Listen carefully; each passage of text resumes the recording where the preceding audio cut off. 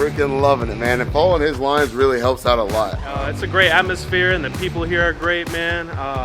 It's a private event as well, too, not too crowded. The organizers really spent time making sure that everybody understood the rules, they understood registration, there was a lot of great communication, and it wasn't like top down, this is how it's going to be. It was like, hey, we're all in this together to have fun, and it really felt like that.